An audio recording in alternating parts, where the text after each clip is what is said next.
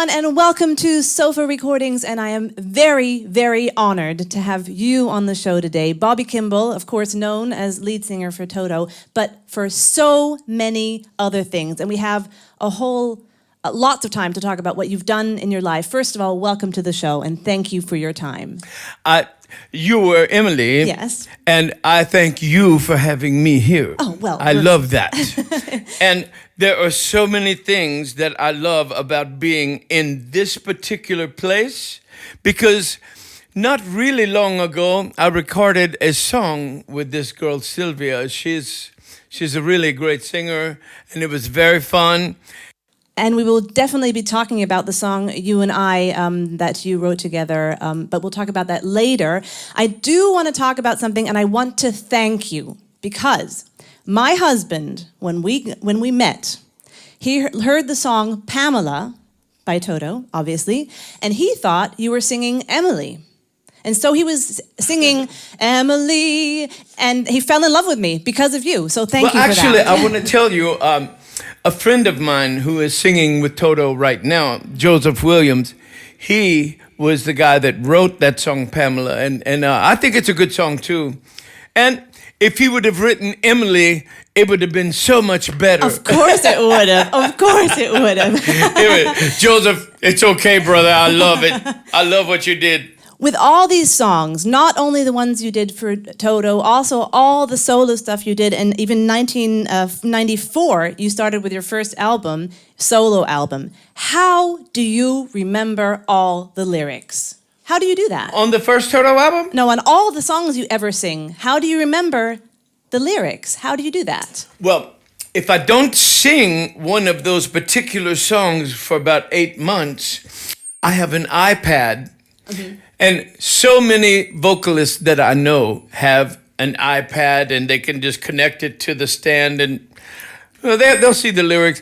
But when I was with Toto, from 1977 until 1984, and then I went back with Toto the second time from 1998 until 2008. So I was with them for a total of 18 years.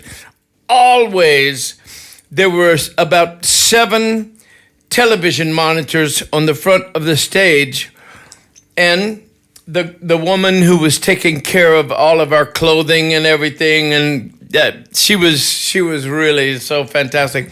She was moving the lyrics, scrolling the lyrics on those. And that was such a wonderful thing to have those lyrics. You could not ever worry about forgetting any lyrics. Especially also probably because of your fans who are standing in the audience and they know almost all of the lyrics. That must be such an amazing feeling to just say, I forgot the lyrics, you guys, you sing. Is that, what kind of feeling is that? Okay, well, now I have to tell you something that you wouldn't even believe. Okay. The first time Toto went to Japan, and we were doing several songs over there. Not like hours. We were just doing several songs, and the people in Japan in the audience knew those songs so well. And we did not have those monitors that had the lyrics on them. I was looking at their faces, and I could tell that they were singing the lyrics, and I could tell what the lyrics were by watching the audience. It was so amazing. That must be so great. It was fantastic.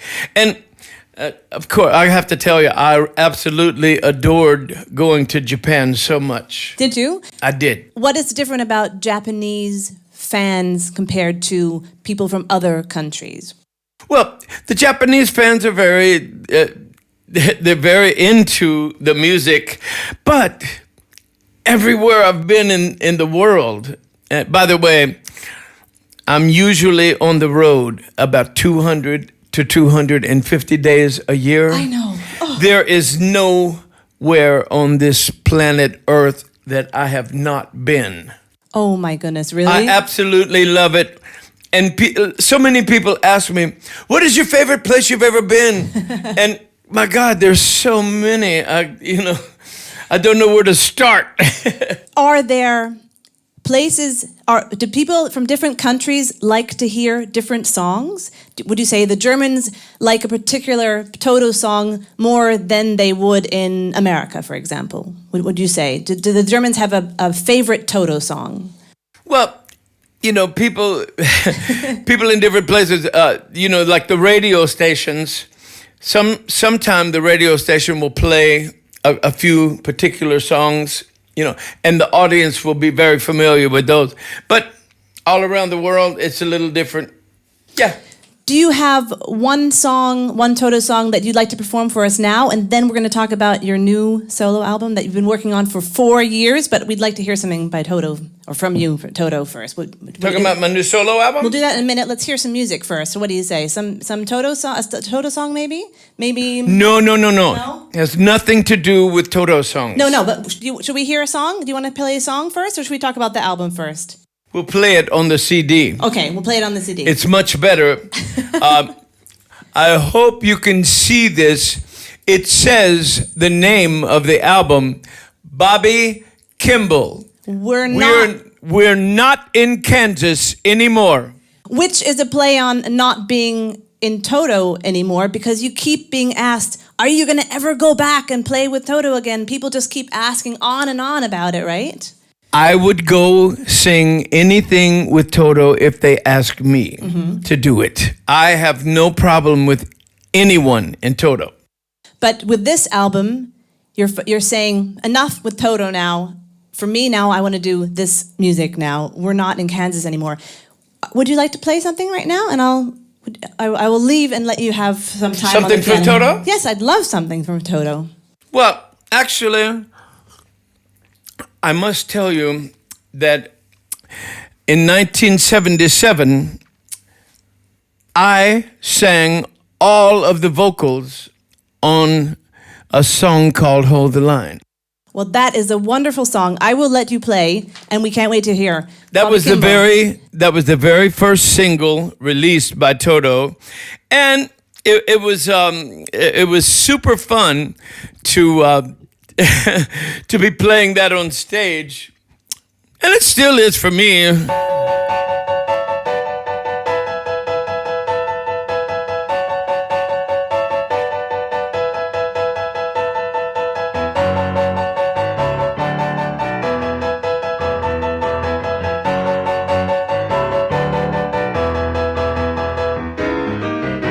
Not in the way that you hold me. It's not in the way you say you can. It's not in the way you've been treating my friends. It's not in the way that you stay to the end. It's not in the way you look or the things that you say that you do. Hold the line. Love isn't always on time. Whoa, whoa, whoa. Hold the line. Love isn't always on time.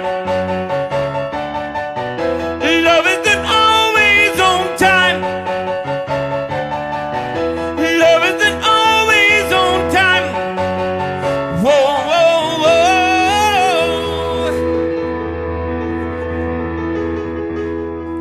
Yeah. That was very fun to do that song with Toto.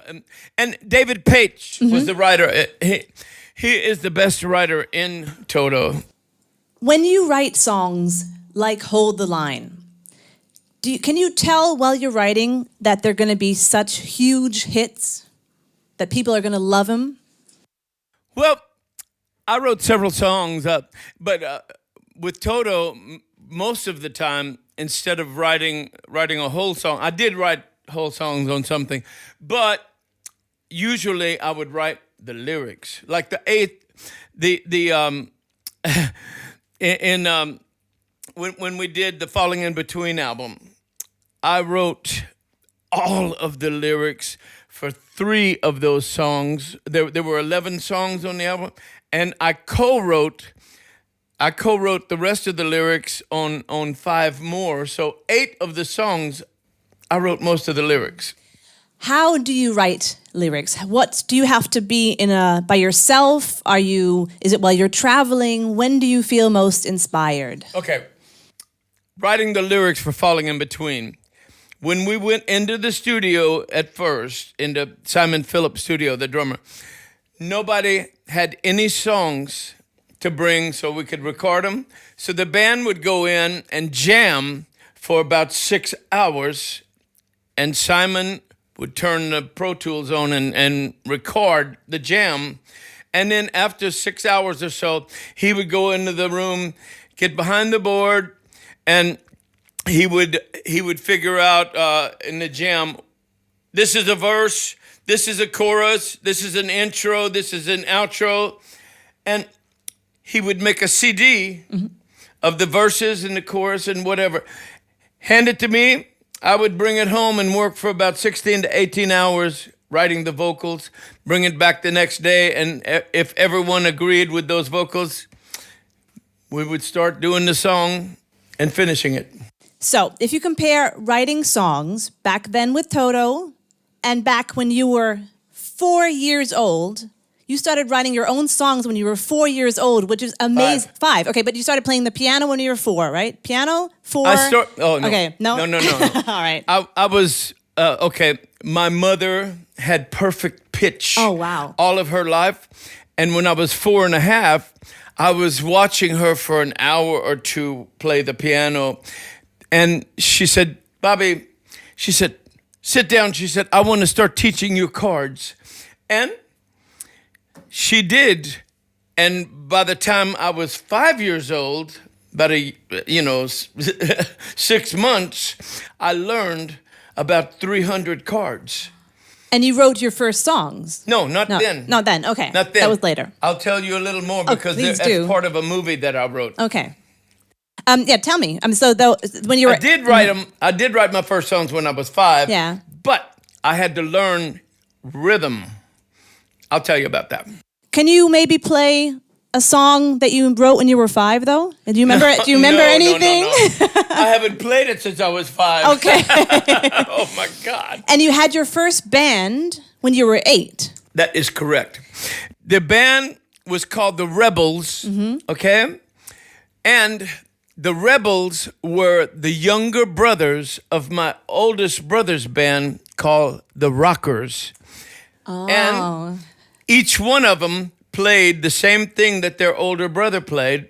So we didn't book concerts. We would go to the Rockers concert, and when they would take a break for 30 minutes or 45 minutes, we would go on the stage and play during their break.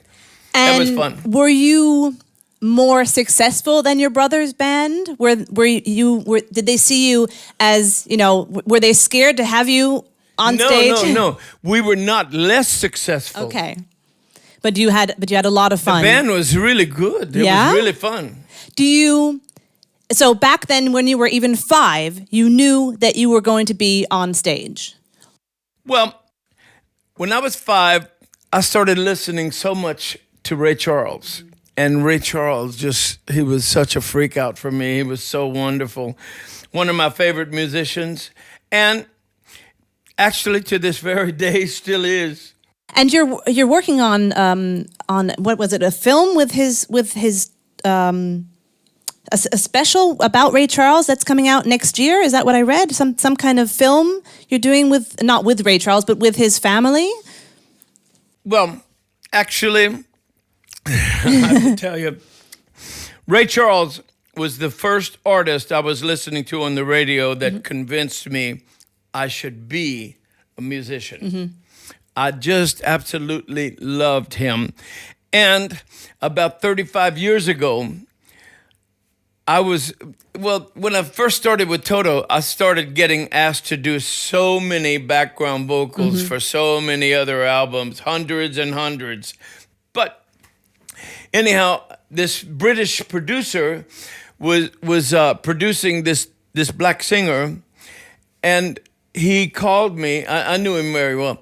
He called me and said, I want you to do some background vocals on Charles's album.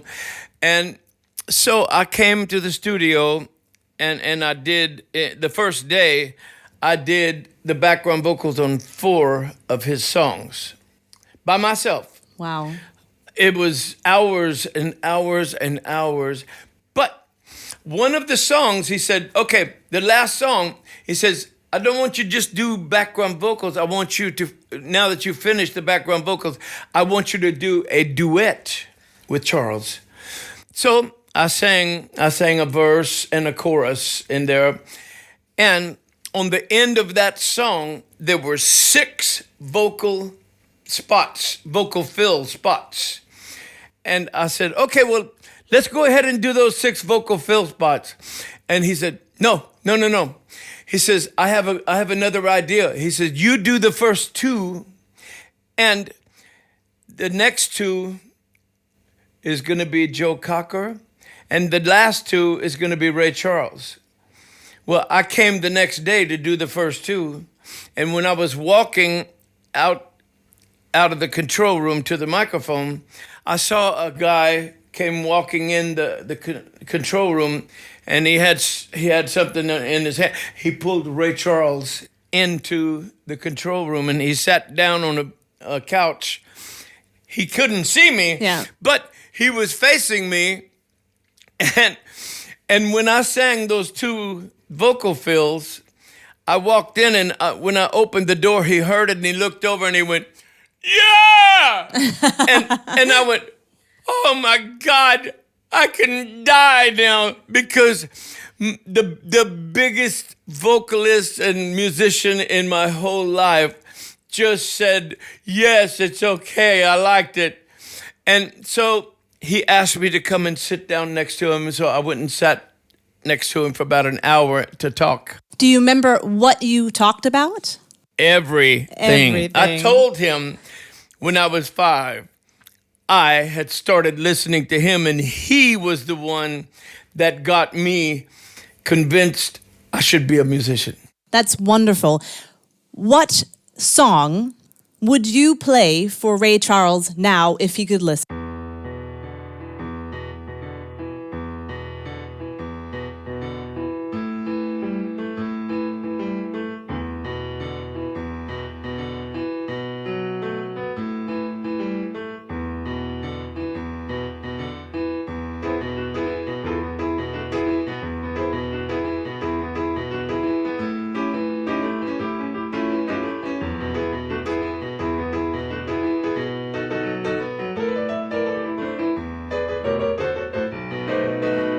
See the girl with the red dress on, she can do the ball dance all night long, all right. Oh yeah, all right.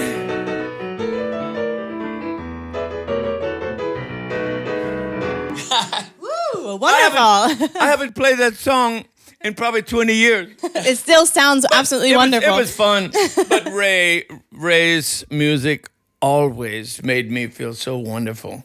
I can imagine. I mean, you just already said you sang background for a lot, or worked with a lot of people, from Diana Ross to Alice Cooper. How did you say yes to all the artists who asked you? Because, I mean, do you like all the musicians you sang for, all the music? Did you like Alice Cooper? Did you like Diana Ross? Or was it sometimes like, oh, I've got a job, I got to do it? Diana Ross was the very first one. When we first started recording the Toto CD in Studio 55, the owner of that studio was producing Diana Ross. He came down to Studio B, where we were, and he said, come to Studio A, you and David Paich. And we went down there. That was the first background vocals I sang for anyone famous. Wow. And were you very nervous? Do you still get nervous? Not at all. No? What? Not at all. I was so happy. I can imagine. So, and she was standing over to the side, and she was laughing, and she said, oh, my God, that's wonderful. oh my God. I mean, that must be so amazing, being able to work with all these people, being able to experience so many wonderful things in your career. Standing in front of thousands of people and in front of a couple of people, depending on what you're playing. When you worked on this album that you've been working on for 4 years now, with John Syka and David Barrett, what was most important to you when you wrote the songs? I wanted to make sure that the songs had a good beat, and some of them have really nice ballads. But I wanted to make sure that the songs were going to be absolutely wonderful for everyone that listened to them, and I wanted the songs to have very good melodies so that I could sing wonderful on it, and really high notes. And really nice slow notes on the ballads and everything, but it is such an incredible album.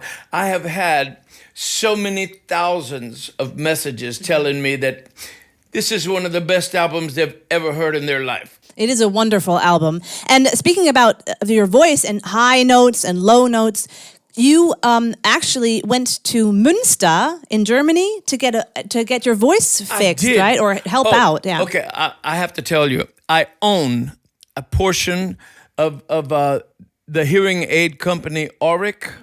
Yeah, I had a hearing problem, and anyhow, about 10 years ago, Auric asked me to come and get some hearing aids, and I did. They gave me some stock because I was advertising their company on stage. Now, I own part of that company.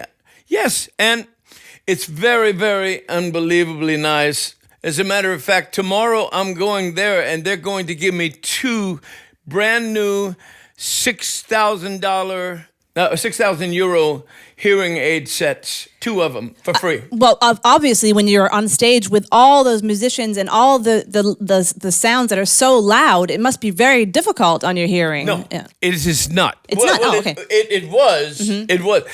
My first band was 8 years old. Okay. Yeah. So since I was 8 years old, my God, there's been loud drums, loud guitar, loud bass right behind me, and that will simply do a little destruction to your high frequency hearing. Yeah. My low frequency hearing is perfect, but my high frequency hearing, I need some issues with hearing aids, and I really adore the hearing aids that they have. Right. Yes. I want to hear something now. Yeah. You were talking about Münster. Yeah, Münster. Okay. Yeah. The doctor, his name is Dr. Theo Wiesendahl. He's the eye, ear, nose, and throat doctor. Well, I was telling him about, oh God, I'm having a little problem with my ears right now. He brought me to a vocal specialist doctor at a hospital in Münster. And this doctor, oh my God, I wasn't really having a big problem with my voice. I was having a big problem with the monitor mixers. When you can't hear what if you have in-ear monitors in, you always can hear everything perfectly if the mixer is good. If he's bad, you are in such trouble. I can't tell you how bad it is. Well, anyhow, he said, I want to do you a big favor. And he brought me to this vocal doctor. He's a specialist.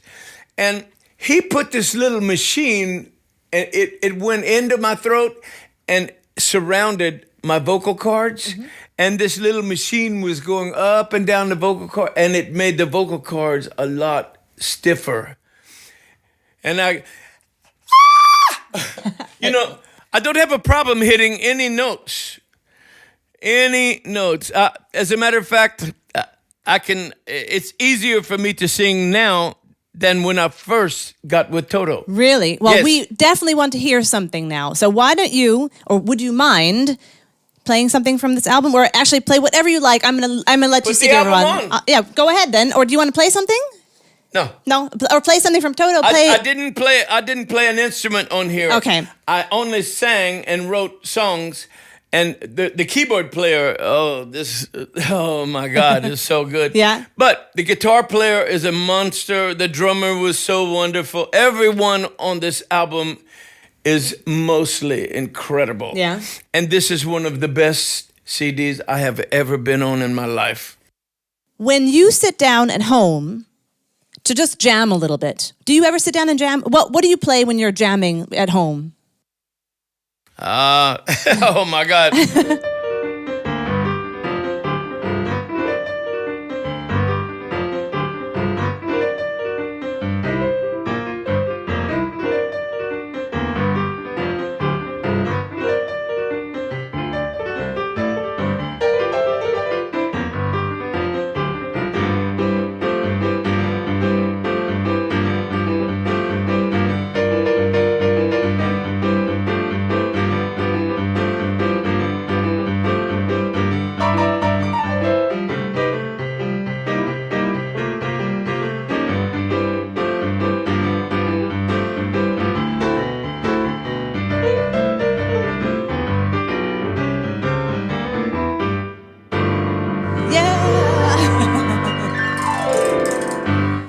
Wonderful.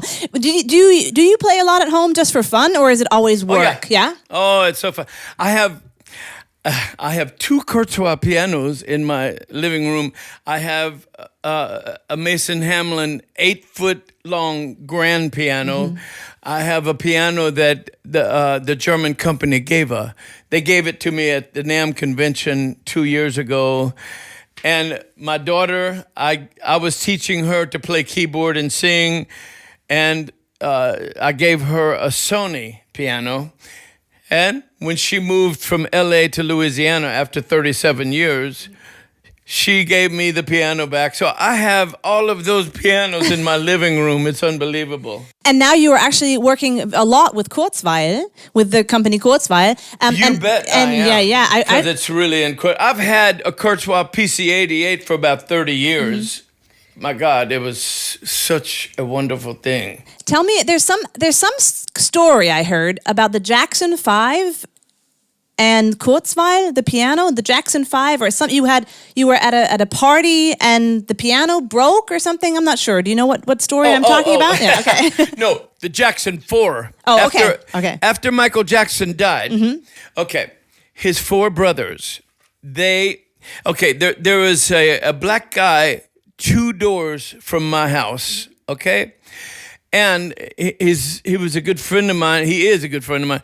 But the Jackson 4 brothers, they hired him to play with them. He dances, he sings, he plays keyboard, but he didn't have a keyboard at his house. So I loaned him my Kurzweil PC-88. Well, anyhow, they were having a lot of big parties down there, you know, and I would go to a party with the Jackson guys every now and then at his house. It was only 2 doors down. And one night, there were about 500 people at his house. And there was one big restroom. Oh, wait. 500 people at his house? Yes, there was one big restroom. And the other restroom was in the owner's bedroom. He was rehearsing the piano then. But anyhow, there were a lot of people waiting to get into the big restroom.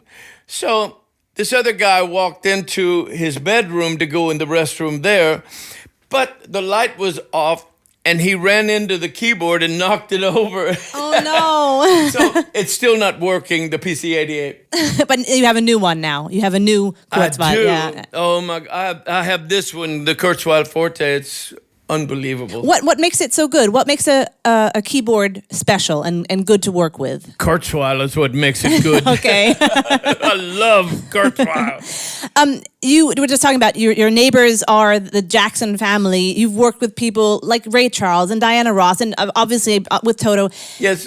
Does it feel normal for you to be around all these famous people? Or, what do you experience with them that we as normal people don't get to experience? I have to tell you, several years ago, I played a concert with Eric Clapton in Mexico City. 55,000 people were there. Okay? Wow. Well, I went into his dressing room before we went on stage, and I was asking all these guys, I said, where you live? Where you from? And the drummer was from New York.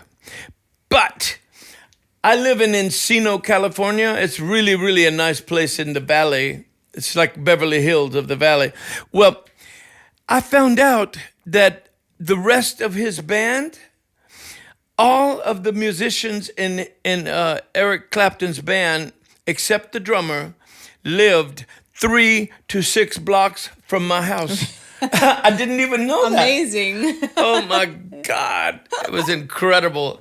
Well, we were just talking about, obviously, about the keyboard. I would love to hear you sing something else. What would you like to sing for us? What would you like to hear? I don't know. Anything. I'm happy to hear something from your solo albums from the past, or from a Toto song, or whatever you would like to perform for us. We'd be honored with every song. I'll let you think about it.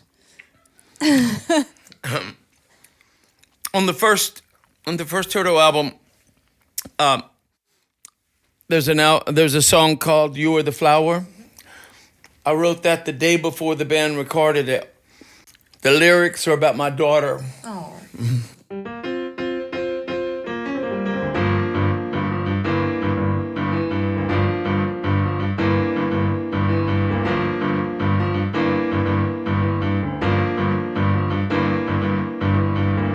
You never lose a minute, in it there is love. Oh man, time always pulls you through. It's better not to depend on the morning dew. The road you're planning, your bed tends to you. It's worth the pain that makes the tears. It's worth the light of 1,000,000 years. Only love I can't explain. You are the flower for my rain. Wonderful, wonderful. How does life change as a musician when kids come into your life? How does life change as a musician when kids come into your life? Oh, I thought you meant my daughter. Yeah. Like that's what I mean. When you have your own children, how does your life change? Yeah. But my daughter is 40 years old right now, and I have another kid. She had my grandson December the 20th, 2013. Well, congratulations. So how is it as a grandfather? How does life change as a grandfather? I love it. Yeah? I absolutely love it. Are they all musical as well? Are they very musical as well, your family? The rest? Oh yeah. Yeah. Oh yeah. So that's part of the family. You have to play an instrument Well, and sing. they're not playing professional music. They just like music. Which I do too, and I also love that you work with a lot of people, and I would love to invite a couple of very interesting and talented people here into the show right now. Silvia Vicinelli and Philip Meyer and Martin Morgenstern are all people who have been working together with you. I'm going to get up and get some room for you guys. Have a seat. Welcome to Sofa Recordings. Hi, this is Sylvia. Hi. Martin. Finally, we're all here. Oh my God. Sorry. Yes, and I'll stand over here. People on this couch. I'll go like this. I'll go like this. So, what brought you all together? Maybe Sylvia, you can tell us about you and I, about the song that you wrote. It was Philip, the guy here. Philip Meyer. He they're best friends. They've been best friends for so many years, and we met him one and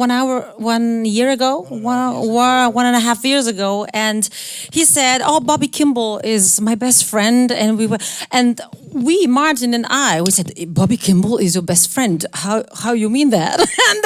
and he told all these stories, and I started dreaming that one day I could sing a song with Bobby Kimball.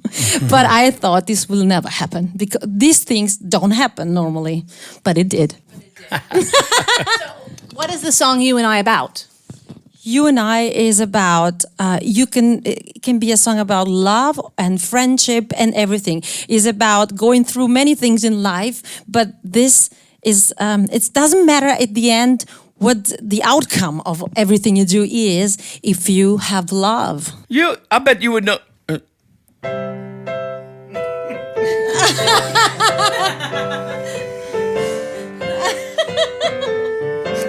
Just kidding. So, by the way, so this is... So that exactly how the work was with you guys in the studio? That there's a lot of fun and a lot of laughing? Exactly this. Bobby is so funny. Oh, and by the way, I need to tell you one thing.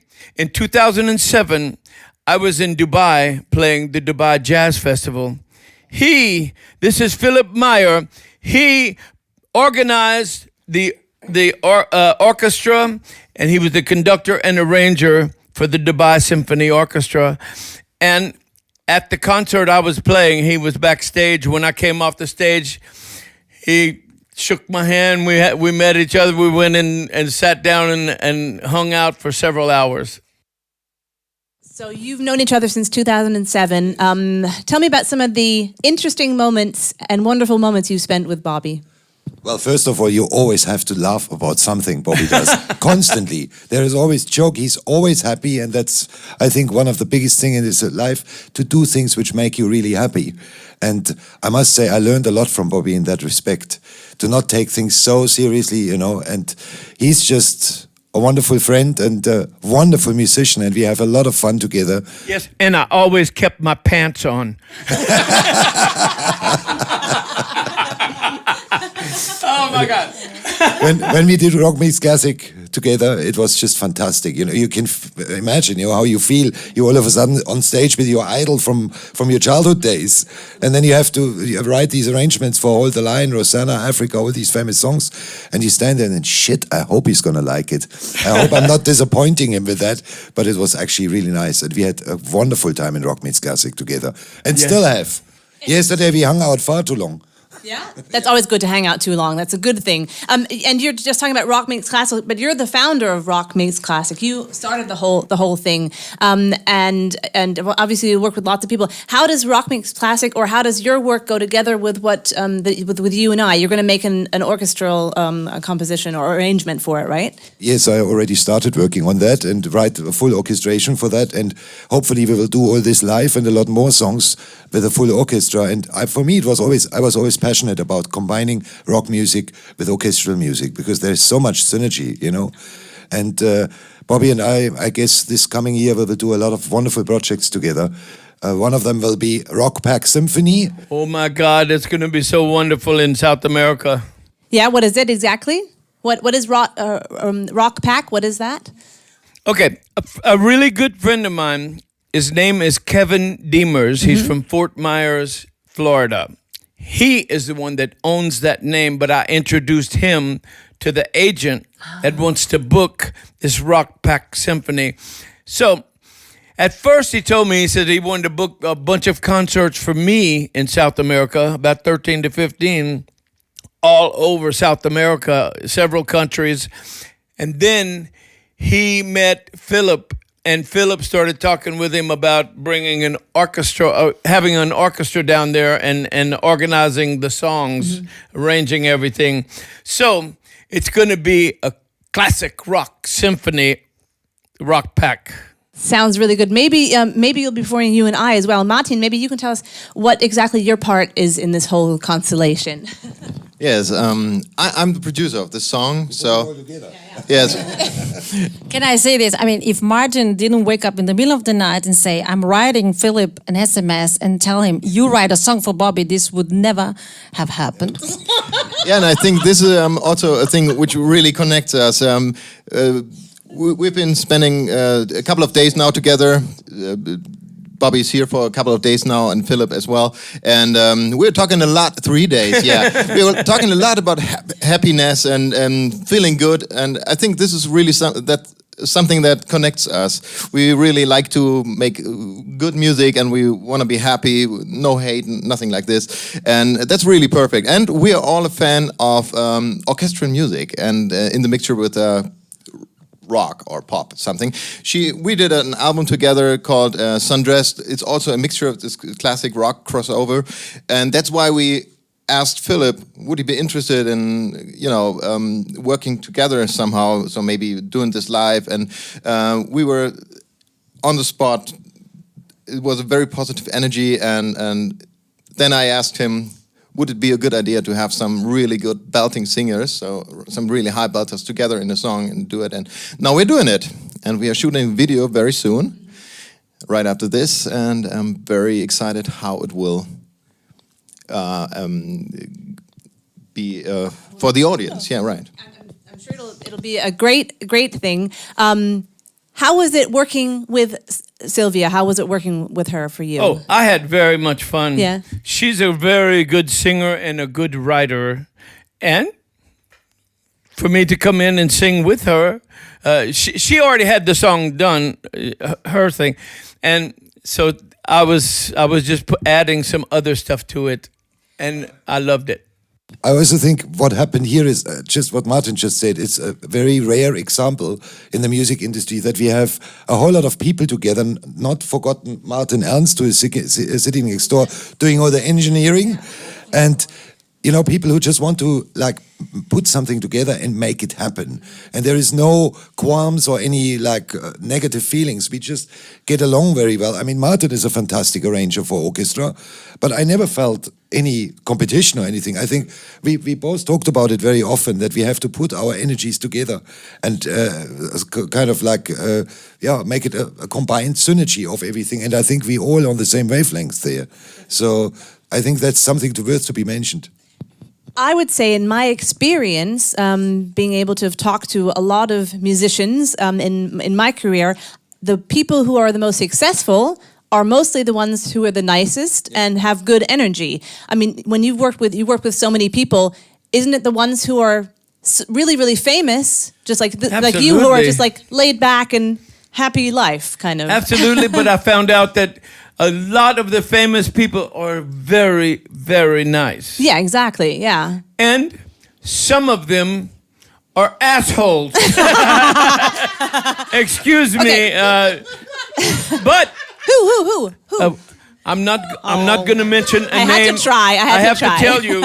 I have to tell you when we talk about my movie. I'm going to tell you that I don't do anything in my whole life that does not make me the happiest person I could possibly be. I don't spend one moment of my whole life being full of hate or being full of anger at anyone or anything. So I don't hate anyone.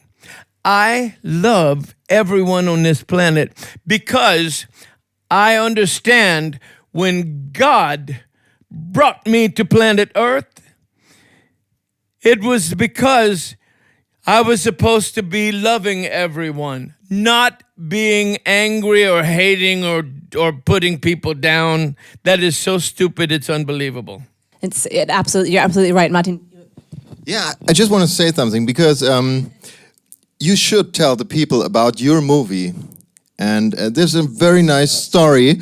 And I think in times like this, where we have a lot of hate, this will be a fantastic movie. Tell us the story about Tanner, please.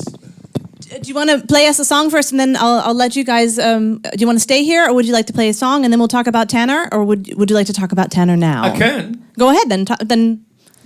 Well, we'd love to hear. Let me put it this way: when I was talking to you a while ago about learning 300 chords by the time I was 5 years old, well, I was living in a town of 3,000 people in southwest Louisiana, way down in the bottom on the west coast, 8 miles from the Texas border.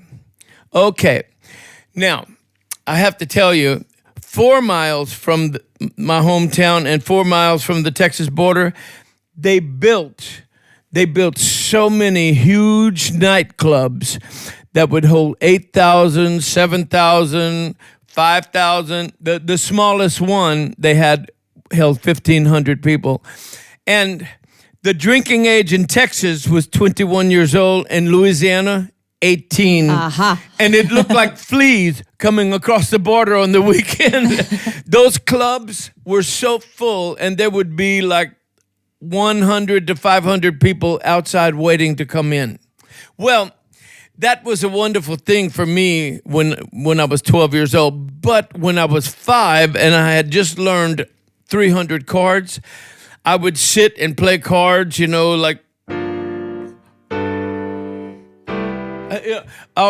for about an hour. But I didn't know anything about rhythm.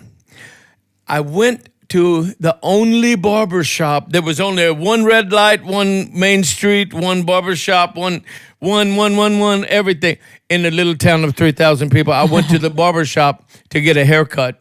And while I was getting a haircut, about 6 feet in front of me, there was this black guy. His back was to me. He was standing up, and he was a shoe shine guy. He was shining this guy's shoes, but he was popping his shoe shine rag to a New Orleans second line beat to several New Orleans songs. And he would name the song, and he would start popping that rag to a rhythm, and every now and then he would hum the song. Well, I almost freaked out when I saw that. So for 3 solid weeks, I went every day and sat on a couch about 4 feet from where he was shining shoes. And we became really good friends because I told him, I said, you are teaching me rhythm. His name was not really Tanner. White people never, ever treated black people good when I was 5 years old in that little town. I love that little town, but anyhow, they called him Tanner mainly because he was tanning leather shoes. And I did notice everywhere you look outside, over stores, they had white entrance, colored entrance. Black people could not go in the front door. They had to go around the back and come through. They had signs like that over restrooms, drinking fountains, everything. And they looked really stupid to me. However, after 3 weeks, after I would listen to him for about 45 minutes, I would run 4 blocks home, sit down and play some of his rhythm with my mother's cards. That is when I started writing songs. It was so wonderful. And he became absolutely my best friend. So after 3 weeks, since we were such great friends, and I was the best white friend he had. He was 52 years old. I was 5. And anyhow, it was cool for him to know me, and it was very cool for me to know him. Well, I would go to the barbershop once a week after 5 o'clock when he would get off work, and we would walk up and down that little short main street. Well, the second week, we walked up and down there for about 30 or 40 minutes. That's all the time, just once a week. The second time, I stopped and I said, Tanner, how did those signs make you feel? Like you're not a human being or like you're a slave? And he put his hand on my shoulder and he said, Bobby, he said, son, please do not take orders from anyone. He said, and please don't give orders to anyone. He said, but a little advice.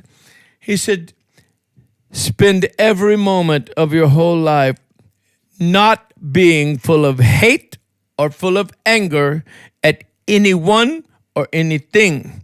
He said, but my best advice to you, from this very second right now until the day you die, I want you, and you really should know this, I want you to do only things that will make you the happiest person of your whole life. My God, when he taught me that, I was freaking out. And by the time I was 6, I was a pitcher on the junior baseball team. He was a pitcher on the black baseball team, and he was teaching me how to pitch. He taught me so many things. Well, the thing is, we were such great friends. And, then all of a sudden, a few years later, I had my first band. And he came and listened to our rehearsals and stuff like that, and it was so freaked out for him because he was loving it. And I kept telling him, I said, Tanner, you are the one that got me started on the music thing, and you and Ray Charles. I said, and both of you are black, and I love that. Well, the thing is, when I was 12 years old, my mother and father, they gave me a one-page permission agreement and signed the bottom. And they said I could go and play in a nightclub because you had to be 18 at least to get into a nightclub. But when I would go in, I had to show it to the police, the security, the club owner, and they all would tell me, you can't go to the bar. I told them, I said, I don't need to go to the bar. Come on, I'm going to the stage. And I was playing all of these nightclubs down there, and I was playing a lot of other nightclubs. The band I was in, I was 12, and the other guys in the band were 23 to 25 years old. And it was a fantastic, fabulous band. But anyhow, when I was 12 years old, my mother woke me up one morning, and my father, my two brothers, and my sister were still asleep. It was, it was about 7:30, almost, it's close to 8 o'clock. And my mother said, you have to get on your bicycle and go and get a container of milk. She says, I'm making coffee for everyone. We need some milk here. So I got on my bike, and there were 3 railroad crossings in the white neighborhood.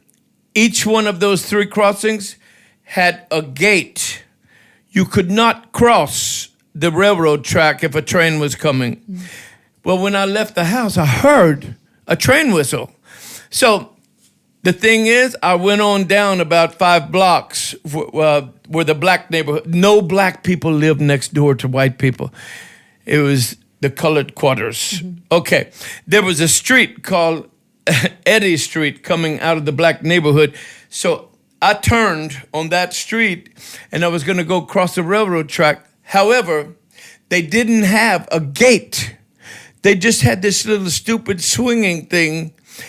And the other thing that was so crazy, the building that they offloaded trains into, it was only 5 feet from the track. It was 200 feet wide, 500 feet long, and very tall. Well, that was to my right, and the train was coming from that direction. Therefore, I could not see the train. I could hear that train whistle because the trains would always speed coming through there, but they couldn't legally go more than 35 miles an hour. It was going about 65 miles an hour. Well, I was thinking, don't go across there yet. Don't do it. Because the store that I was going to get the milk was right on the other side, about a block away. Well, the train whistle stopped for about 3 seconds. And when it did, I heard, I was on the side of the road next to that big building. Well, the train whistle stopped for 3 seconds. I heard a car coming behind me. So I quickly turned around, took a look, and the first thing I noticed, the windows were up in that car.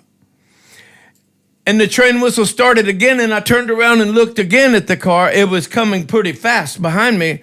And Tanner was the passenger. I said, up! They can't see the train, and if the windows are up, they can't hear it. So I jumped off my bike and threw it on the ground, and I tried to run out on the street in front of their car and go, please, please stop! Don't kill yourself!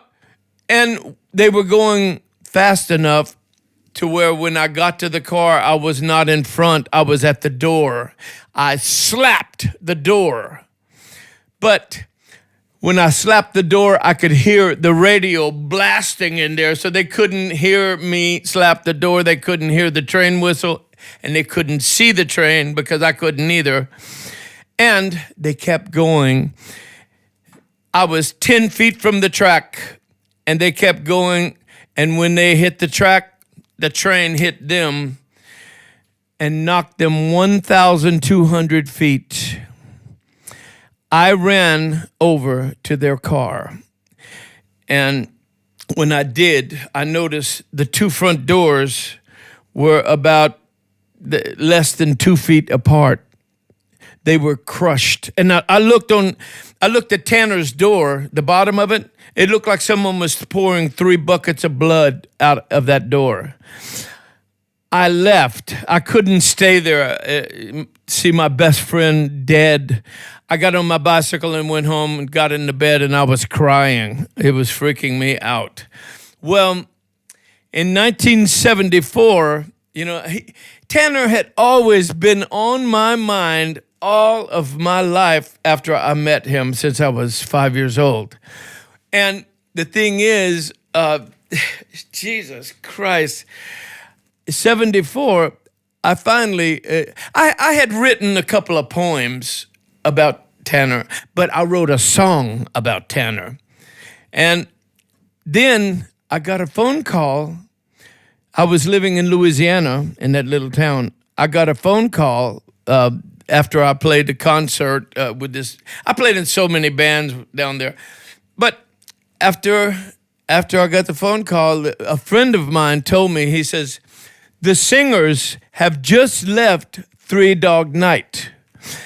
And the bass player, the drummer, the guitar player, they stayed together and they're forming a new band, and they just hired me.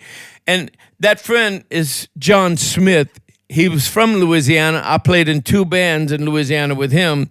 He asked me to come and sing with those guys from Three Dog Night, but the name of the band was SS Fools. When I got there, we rehearsed for 2 months, solid 2 months.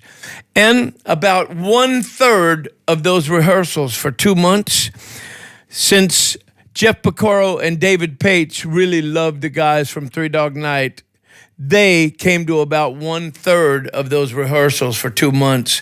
That is how I met them. And I was with that band SS Fools for about 15 months. We did an album, we did some tours. And when I left that band, about 3 months later, I got a call from Jeff and from David to ask me to come and play in the band that they're putting together, which was Toto. Amazing. That's how everything comes together. What a horrendous story to lose such a friend, but it's wonderful that he has inspired you so much to do so much and to do some wonderful music. Do you remember the song that you wrote for Tanner? Would you like to play it for us? I do. I think maybe we get, yeah? It's recorded. And the thing is, I didn't record it for a long time. I played it for about 3,000 people, okay? And they were freaking completely out because it's such a wonderful, true story song.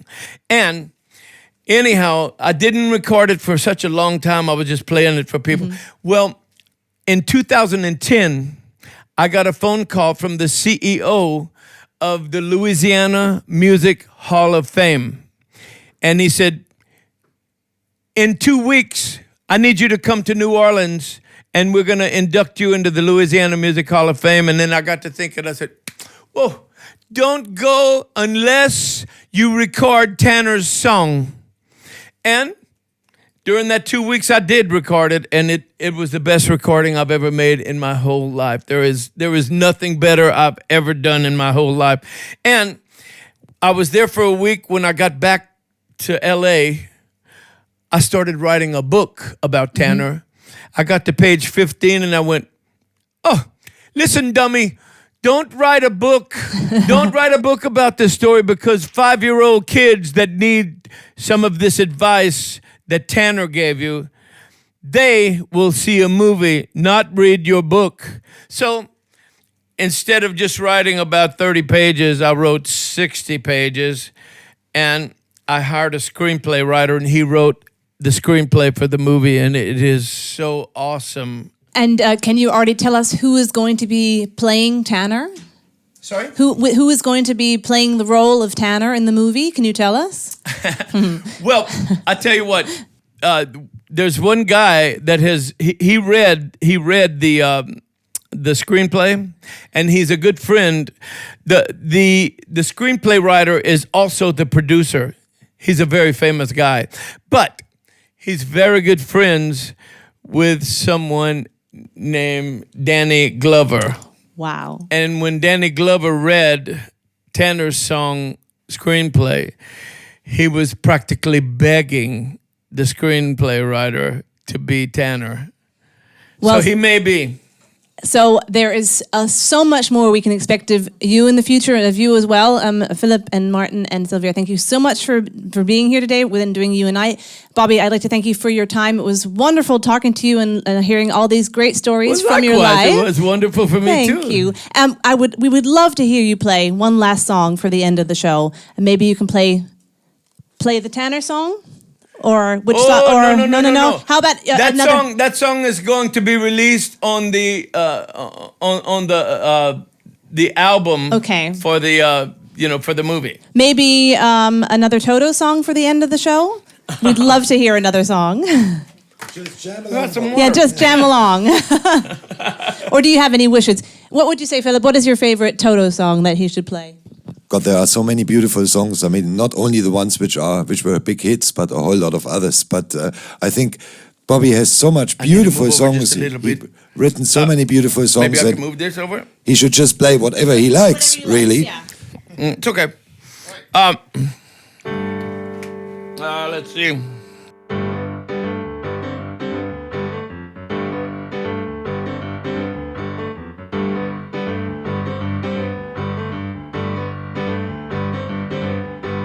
All I wanna do when I wake up in the morning is see you rise.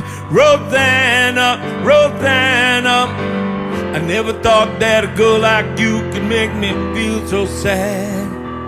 Rosanna.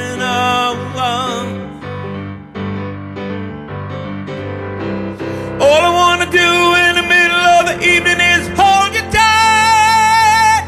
Rosanna. I didn't know you were looking for more than I could ever be, yeah. Not quite a year since she went away. Rosanna, yeah. Now she's gone, and I have to say,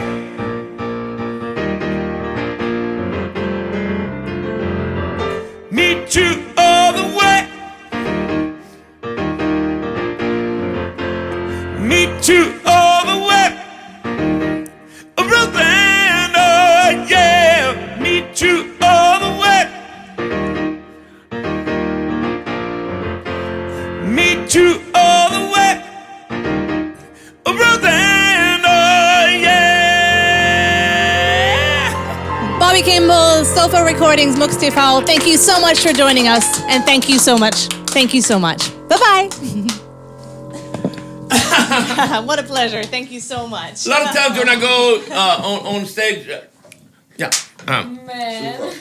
when a really nice person to me, Elton John. Yeah? You gonna listen to this? Yeah? Yeah. Oh, good. It's called Burn Down the Mission.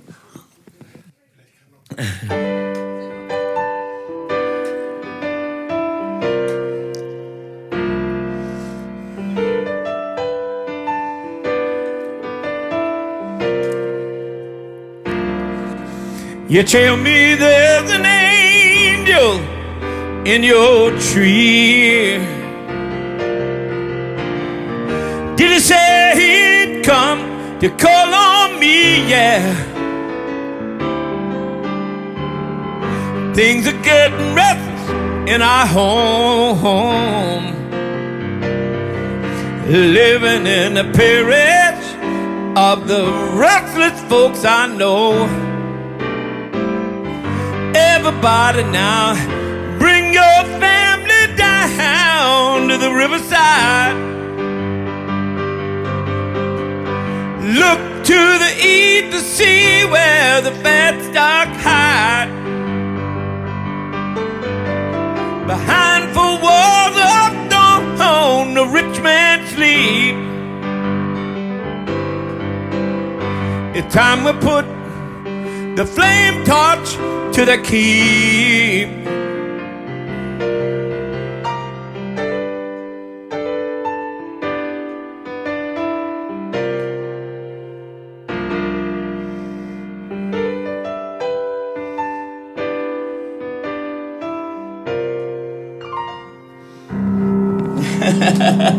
Wonderful. Yeah, just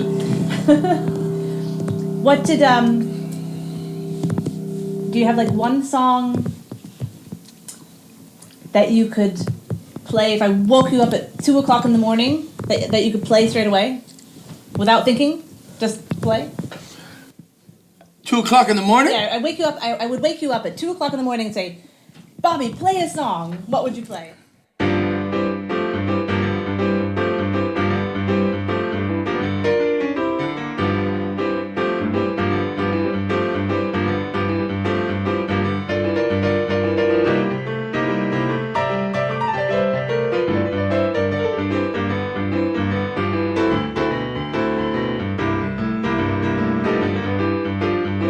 A good golly, Miss Molly, sure like the ball. Good golly, Miss Molly, sure like the ball. When you're rocking and rolling, you can hear your mama call. Yeah.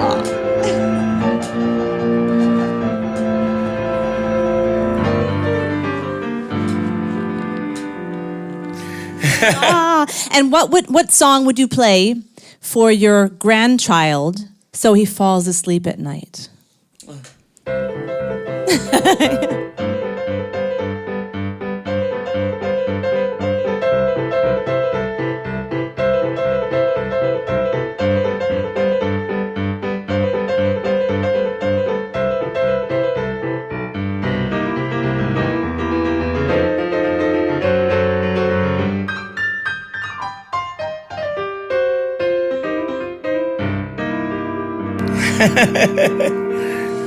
Very cool. And if you were invited to the Queen of England to play a song, what song would you play for the Queen of England? Oh my God, there's so many I would. So many. There's a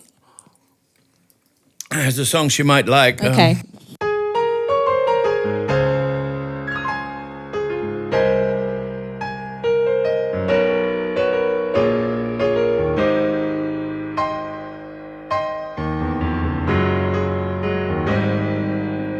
Nothing feels better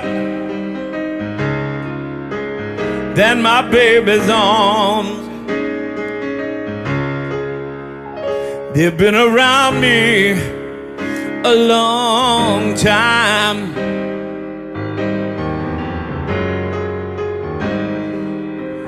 Nothing feels better than some good news. It makes you glad to face the new times. I tell you, nothing's better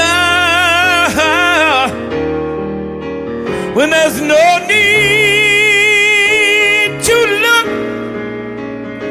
'cause you know who's there.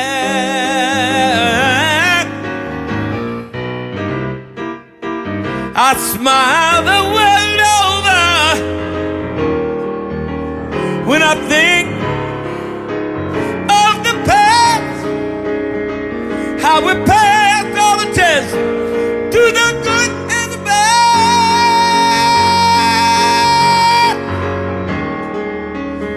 In that fire of what it said, no, I ain't got nobody else in mind, baby, because I know it's you. That's the reason I wanna say, no, I ain't got nobody else in mind, because I know, yes, I know, whoa, whoa. Lord, I know it's you.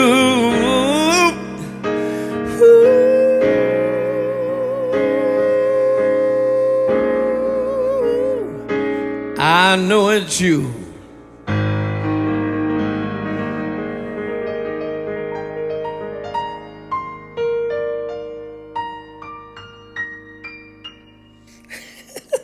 Ooh, Yeah, I would play that yes. for the Queen. That I think she would like that a lot. Definitely. You know, we lost a lot of wonderful musicians last year. David Bowie, Prince, know. George Michael. Is there one of the deaths that kind of that moved you the most because you knew them or because? Well, one of my best friends was a guy named Jimmy Jameson. He was the singer for Survivor. And before he died, about 3 months before he died, we did a CD together called Kimball Jameson. And the record label called me and asked me to call Jimmy and tell him we want to do another Kimball Jameson CD. And I called him for about a week. He never answered his phone because he was down in the bed. Oh, He died. And it really, I think it was about 57 if I'm not mistaken. But that really freaked me out. It hurt me. Do you remember a song you sang together with him that you could maybe play for us? Well, it's on the Kimball Jameson CD, and you go to the internet and look up Kimball Jameson. And actually, you can look up a lot of stuff. If you go on YouTube, there is so much you can find about you as well. If you're on YouTube, on the internet. Your internet website, by the way, there are so many special things on your website. There's the Singer's Corner, where people can sing songs and you give them a platform. So new singers get to have a platform to sing, right? And maybe we can have one last song, just one more, because it's so beautiful how you sing. Maybe you could give me the honor of singing me. What song would you sing for me? Now that we've met, what song would you sing for me? Now you played for the Queen. Then you played for your grandchild. What song would you play for Emily? For Emily? For me. What song would you play for me? Who's Emily? Me. I'm just kidding. I know.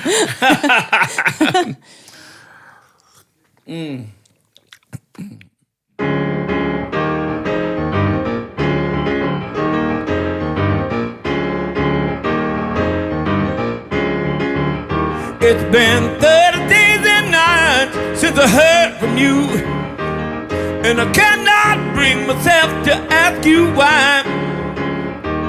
To the fact that you're not here, I ain't accusing you. I only seek a simple answer from the sky. See the circle spinning around, changing colors without a sound.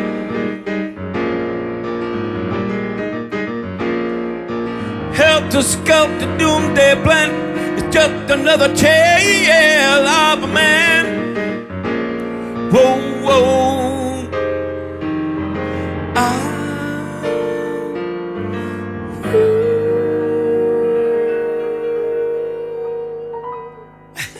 Ladies and gentlemen, Bobby Kimball, thank you so much for your time today. It was a great pleasure. Cheers. Absolutely. Thank you, Emily. Mox TV, SofaRecordings. That's it for today. Thank you. Wonderful.